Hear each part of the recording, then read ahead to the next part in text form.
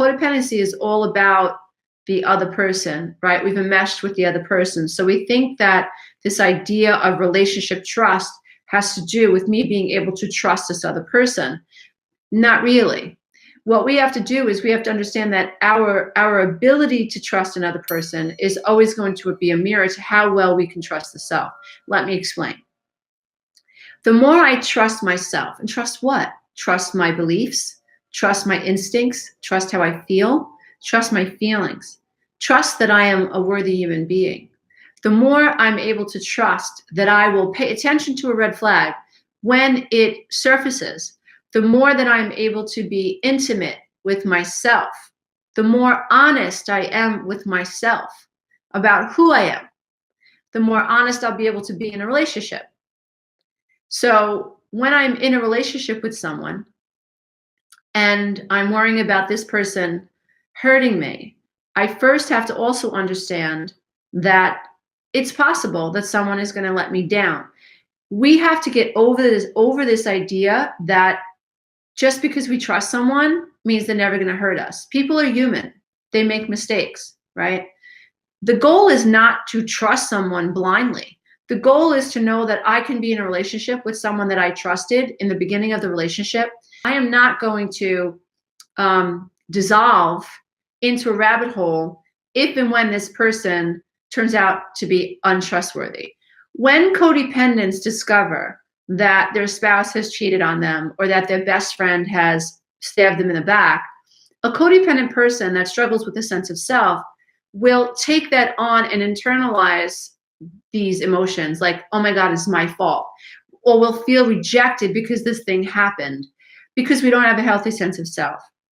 The healthier that I became, and the more I became aware that I was a valid person and that I had a right to be treated well and that I was worthy. I wasn't this sinner. I wasn't this stained human being. I was good. I was created in the image and the likeness of God, which was good. Sure, I had some ego stuff and human stuff that I had to navigate, but I was born perfect. This other stuff happened to me. I was going to have to work that out on my soul's journey. And the more I understood that I had intrinsic value, then the more I was able to understand that if I love someone and this person cheated on me, then that had to do with that person, not me. Because I'm going to show up 100% and I'm going to give you the best of me. I'm not going to hold back anymore because I want to feel seen in a relationship. I want to feel heard in a relationship. And I want this other person to feel seen and feel heard. I want to nurture as much as I need to be nurtured. And so the more I developed a healthy sense of self, the less I was concerned about this other person screwing up. So I think that when you ask the question, how to love and trust again, it really has to do with our ability to love and trust that we have innate value, right? And so when I know that I have innate value, I know that regardless of what I look like and what I weigh, and whatever else is going on in my life, my equal partner exists. It doesn't matter if I'm 300 pounds or 1,000 pounds, 150 pounds or whatever. It doesn't matter. What matters is I, as a human being, have innate value. And I, regardless of what is happening outside of me, deserve to be respected. And anybody who wants to show up and be a part of my life, regardless of what I look like, regardless of my past, has to show me respect because I now respect myself. If this person doesn't respect me, I'm going to love myself enough to stop this relationship. So I hope what you're hearing me say.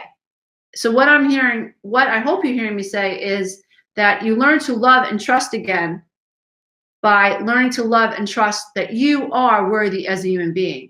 So you work on valuing this idea that, wow, I am enough, okay? So we all need time to heal and grieve any relationship that we've been in. You have to identify, am I somebody that falls apart when someone abuses me or when someone turns out to be untrustworthy? Because that's an issue. That's a red flag of codependency. Am I somebody who, on the other hand, knows that I am of value and knows that the true commandment of God is to love others as you love yourself. You must love yourself, right? I always tell my kids, like, you have to love yourself more than you love anyone else. Because the minute that you love someone else more than you love yourself, you lose perspective. You lose the ability to be objective, right? You have now put another God before you. When you truly love yourself, you're kind to yourself, you have empathy for yourself, you have compassion for yourself, and you will mirror that ability of love and love that way to someone else. So, in other words, like, you don't have anything to worry about. It's not a narcissistic sense, a malignant self-love where I love to the exclusion of others. No, no, no, no. I'm able to have compassion and understanding and empathy for me and my inner child. I know that on an innate level, I am worthy because I am. I know that energetically and vibrationally, I am tapped into the field of energy around me. I am part of the matrix. There is no such thing as separation. I know that I am as worthy as a butterfly or as a tree, as any human being. I really had to think about that because I find it so interesting how so many of us, love celebrities, right? We follow celebrities all over the world. Like, really, we just like become like, they're groupies. And I thought to myself, like, is Madonna or Oprah or Beyonce or Jay-Z or Taylor Swift, whoever, are any of these people innately better than me? No. Are any of these people innately better than you? Absolutely not. They all got here the same way you did, and they're all going to leave the same way you leave, right? They're all on the same path. They all have an ego, an id, an ego, and a superego, right? They all have issues that they have to deal with, right? They are not any better than you or have any more value than you. And so when people say to me, how do I love myself? You have to start recognizing that you, on an innate level, have value. You have to understand that this idea that you don't love yourself, this negative programming, came from the outside, came from the environment in which you lived in, and that's not your fault. That is not your fault. When I was creating my 12-week breakthrough coaching program, and I was trying to figure out how do I make the pathway that I created, or the blueprint that I created, the steps that I took to heal myself from codependency, how do I help people understand what those steps were? And one of the things that I realized was that a lot of people don't understand that you dislike yourself because you never felt loved. You never felt innately loved. So I realized that a lot of people didn't understand that this negative self-talk was a product of the outside world, which is not you. It was done to you. And so loving yourself means that you have to become aware enough to recognize that you berate yourself all day. And you berate yourself all day because as a child, you felt rejected and abandoned, and that's not your fault, right? So becoming cognizant and becoming aware that, wow, I have this negative crap rolling around in my head and it's not even mine. Imagine if you could go to sleep, listen to a meditation, just imagine, and have that program just pulled out of your brain. And imagine if we can reprogram you with a new microchip that was loving. Imagine if the voices that you hear are that of a divine female energy of compassion, of agape type love. Imagine if you could feel divine male energy, making you feel protected, making you feel seen and valued. Imagine if we could just pull all of these negative tapes out of your head, and we could reprogram you with this loving, nurturing, vibrational energy and these new messages. Your life would take on a different paradigm. Your external experiences would change. What you would hear all day is, you are worthy and you are enough. It's okay that you made a mistake. The messages that you'd hear would be of self-compassion. And so how you love yourself is that you have to figure out and understand that you have the ability to observe the negative programming. And how I figured this out was that when I was trying to write out my program, my 12-week program, I had to come up with a way to help people understand that this is just programming. What I did was I did a side-by-side analysis. I ask myself, well, if family systems are like cells in a petri dish, and child A was put into a healthy, nurturing environment, no alcoholism, no narcissism, no abuse, no marginalizing, no rejection, right? If a child A was put into that environment, felt protected, and the home life was predictable, right?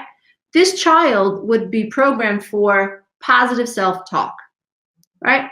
Take child B, sexual abuse, incest survivor, physical abuse, domestic violence, has witnessed domestic violence, alcoholism, addiction, schizophrenia, codependency amongst the parents, right? Think about the child. Think about the programming of the child in the petri dish or the environment B. Think about the program that's in their head. Think about the narrative of the inner critic. It's berating. It's full of shame. It's full of, I am not enough. What's wrong with you? Okay. Child B does not love the self. Doesn't mean that child B is not worthy of love or is not loved. It just means that what happened to the child is corrupt. What happened to the child is unloving. And that's not the child's fault. So child A goes out into the universe and becomes an adult who loves themselves. Even if they get married and their wife cheats on them, they understand, boundary's been violated. I don't deserve this. It's you that is the issue, not me. It's a beautiful thing. We have to understand that those of us who struggle with codependency, those of us who have been neglected in childhood, we must understand that when people hurt us, we internalize that hurt and we feel responsible for it. Or we think that because they cheated on us or because they lied to us, there's something dysfunctional about us that created this situation. There's this sense of over-responsibility, and that is just not true. And so learning to love yourself and learning to trust yourself and even love and trust other people means that you have to blow a hole in your level of consciousness about yourself. Your perception of self must be expanded. You have to raise your consciousness around, wait a minute, I'm one of those people that do that. If people treat me rudely, I internalize it. I feel like it's my fault. If my sister doesn't want to talk to me, I feel like it's my fault. It's not your fault. So it's important to learn to disidentify and to even label how people are treating you, and to not take on when someone has gone out of the way to hurt you. Don't take it on. Look at it as their behavior, right? And that will help you. And so learning to love and trust someone again is always going to come back to us. Learning to love us and learning to be intimate with ourselves. Let me just run through the things that I wrote. So we all need time to heal and grieve a dysfunctional relationship. We have to forgive ourselves. We can't blame ourselves for why someone lied or cheated. We have to trace back and see if feelings of childhood abandonment might be recreating the relationship dynamics we are in, okay? Because if I was abandoned in childhood and I'm afraid of intimacy, then I'm going to create these cat and mouse type relationships, right? Where it's about a person who pursues and a person who avoids, right? So it's very important that we trace this back to abandonment in childhood.